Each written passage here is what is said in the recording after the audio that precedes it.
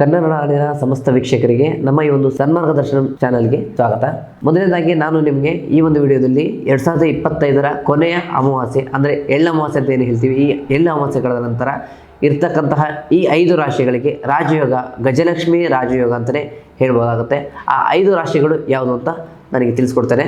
ಮೊದಲನೇದಾಗಿ ಮೇಷರಾಶಿ. ಮೇಷರಾಶಿಯವರು ಈ ವರ್ಷವಿಡೀ ಕೆಲಸ ಕಾರ್ಯಗಳನ್ನ ಮಾಡಿ ಸಾಕಷ್ಟು ಲಾಭವನ್ನು ಕಾಣದೆ ಏನು ಅತೃಪ್ತವಾಗಿರ್ತೀರ, ಅವರಿಗೆ ಈ ಒಂದು ಎಳ್ಳು ಅಮಾವಾಸ್ಯೆ ಕಳೆದ ನಂತರ ಈ ಒಂದು ವರ್ಷ ಟೋಟಲಾಗಿ ಮುಂದಿನ ವರ್ಷ ಡಿಸೆಂಬರ್ ತನಕ ಸಂಪೂರ್ಣವಾದ ರಾಜಯೋಗ ಅಂತಲೇ ಹೇಳ್ಬೋದು. ಯಾಕಂದರೆ ಮಾಡ್ತಕ್ಕಂಥ ಎಲ್ಲ ಕೆಲಸಗಳು ಕೂಡ ಜಯಶೀಲ ಆಗ್ತೀರಾ, ಅಂದುಕೊಂಡು ಕೆಲಸ ಆಗುತ್ತೆ, ಹಣಕಾಸು ಕೈಗೂಡುತ್ತೆ, ಮಾಡ್ತಕ್ಕಂಥ ಕೆಲಸದಲ್ಲಿ ಜಯವು ನಿಮ್ಮದಾಗಿರುತ್ತೆ. ಎರಡನೇದಾಗಿ ಸಿಂಹರಾಶಿ. ಸಿಂಹರಾಶಿಯವರಿಗೆ ಆ್ಯಸ್ ಯೂಶುವಲ್ ಆಗಿ ಈ ಒಂದು ವೆಂಕಟೇಶ್ವರನ ಕೃಪೆಯಿಂದ ಬಹಳ ಮುಖ್ಯವಾದಂಥ ವಿಚಾರ ಅಂತ ಹೇಳ್ಬೋದು. ತಿರುಪತಿ ವೆಂಕಟೇಶ್ವರನ ಕೃಪೆಯಿಂದ ಸಿಂಹರಾಶಿಯವರಿಗೆ ಮುಖ್ಯವಾಗಿ ಗಜಲಕ್ಷ್ಮಿ ರಾಜಯೋಗದಲ್ಲಿ ಪ್ರಮುಖ ಪಾತ್ರ ಅಂತ ಹೇಳ್ಬೋದು. ಯಾಕಂತಂದರೆ ಈ ರಾಶಿಯವರು ಏನೇ ಕೆಲಸ ಮಾಡೋದು ಕೂಡ ನಾಯಕತ್ವದ ಗುಣದಿಂದ ಹೊಂದಿರೋದ್ರಿಂದ ರಾಜಕೀಯ ಕ್ಷೇತ್ರದಲ್ಲಿ ಉತ್ತಮ ಒಂದು ಫಲಿತಾಂಶವನ್ನು ಪಡಿತಾರೆ.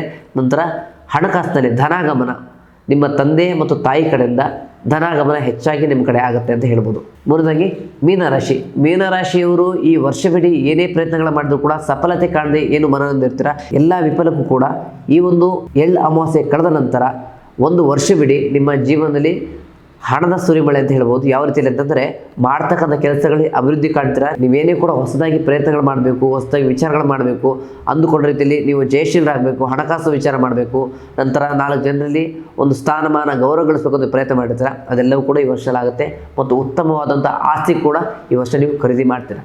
4ನೇದಾಗಿ ಕುಂಭರಾಶಿ.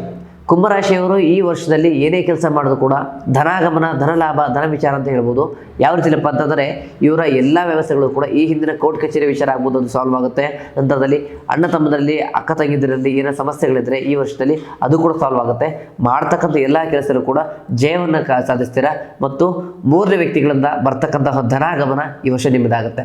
ಕಡೆದಾಗಿ ತುಲಾರಾಶಿ. ತುಲಾರಾಶಿಯವರು ಈ ವರ್ಷವಿಡೀ ಏನಾದರೂ ಪ್ರಯತ್ನಗಳು ಮಾಡಿ ಹಣಕಾಸಿನ ವಿಚಾರದಲ್ಲಿ ಸಿಲುಕಿರುವಂಥ ವಿಚಾರ ಆಗ್ಬೋದು, ಅಥವಾ ಇನ್ನೊಬ್ರಿಗೆ ಹಣ ಕೊಟ್ಟು ಆ ಒಂದು ಹಣಕಾಸು ಬರದೆ ಸಮಸ್ಯೆಗಳಾಗಿದ್ದರೆ ಈ ವರ್ಷವಿಡೀ ನಿಮ್ಮ ಎಲ್ಲ ಸಮಸ್ಯೆಗಳು ಕೂಡ ನಿವಾರಣೆ ಸಿಗುತ್ತೆ ಮತ್ತು ನಿಮ್ಮ ಹಣಕಾಸಿನ ಸಮಸ್ಯೆಗಳು, ವ್ಯಾಜ್ಯಗಳು, ತದನಂತರದ ಕೋರ್ಟ್ ಕಚೇರಿ ಸಮಸ್ಯೆಗಳಿದ್ದರೆ ಈ ವರ್ಷವಿಡೀ ನಿಮಗೆ ಸಮಸ್ಯೆ ನಿವಾರಣೆಯಾಗಿ ನಿಮ್ಮ ಉತ್ತಮ ಹಣಕಾಸಿನ ಹರಿವು ನಿಮ್ಮದಾಗುತ್ತೆ ಅಂತ ಹೇಳ್ಬೋದಾಗುತ್ತೆ. ಈ 5 ರಾಶಿಗಳಲ್ಲಿ ನಿಮ್ಮ ರಾಶಿ ಇದ್ದರೂ ಇಲ್ಲದಿದ್ದರೂ ಓಂ ಶ್ರೀ ವೆಂಕಟೇಶ್ವರಾಯ ನಮಃ ಅಂತ ಹೇಳಿ ನಮಗೆ ಕಮೆಂಟ್ ಮೂಲಕ ತಿಳಿಸಿ. ಹೆಚ್ಚಿನ ಮಾಹಿತಿಗಾಗಿ ಮುಂದಿನ ವಿಡಿಯೋದಲ್ಲಿ ಸಿಗೋಣ. ಧನ್ಯವಾದಗಳು.